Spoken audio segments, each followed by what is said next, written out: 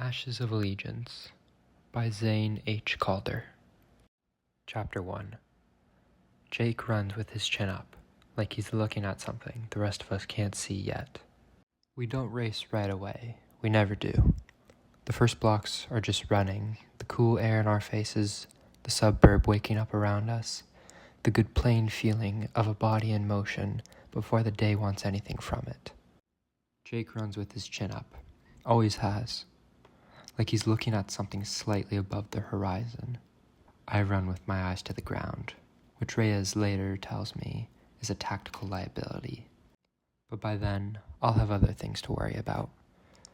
The graffiti starts appearing around the third block. I've been noticing it for weeks, the escalation from the usual street art noise to something more deliberate, more ideological. Slogans where tags used to be, messages where murals used to be. Today, there's a new word on the wall of the bodega on Lakewood. The world needs order. In black paint, 6 inches high. The kind of lettering that takes time to do.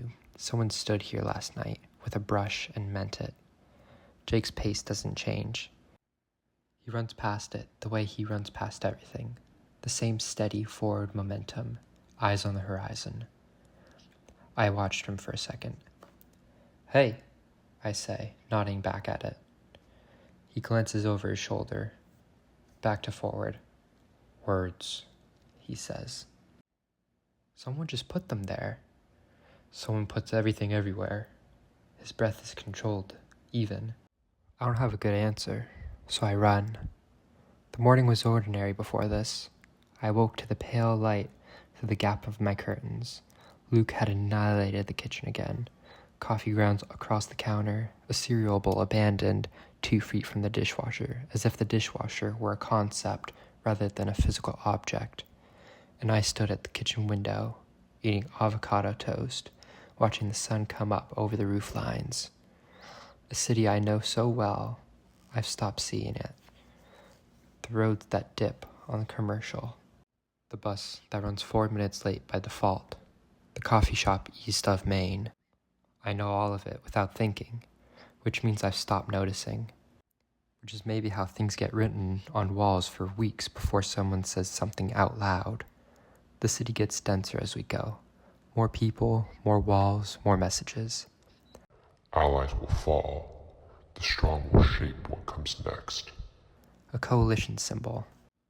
The cracked starburst, the eye at its center, red on black. I recognize from the news feeds. A small red starburst, stenciled in clusters of 3, like a signature. Someone has been busy. Someone organized. At the halfway point, Jake is 10 meters ahead of me and waiting. He does this when he thinks the gap is making a point. "You're thinking about the graffiti," he says. "Hard not to. It's just people being scared," he says. "When people are scared, they write things on walls. It doesn't mean anything. It means they're scared enough to want to scare other people." Something shifts in his jaw, barely there. "The world changes," he says. "The smart thing to do is figure out what it's changing into, not stand on the street reading paint." Something about the certainty of that, the lack of anything that resembles worry, sitting wrong for the rest of the run. Charlotte is in the back corner of the lecture hall when I arrive in Greek mythology, which is exactly where she always is. She has the posture of someone who has already processed 3/4 of the room without appearing to look at anyone, the psychology major's gift or curse. She clocks me before I'm halfway down the aisle. "You have a face," she says, when I drop into the chair beside her. Everyone has a face. You specifically have a face that says you've been thinking about something for 45 minutes and haven't resolved it. This is Charlotte.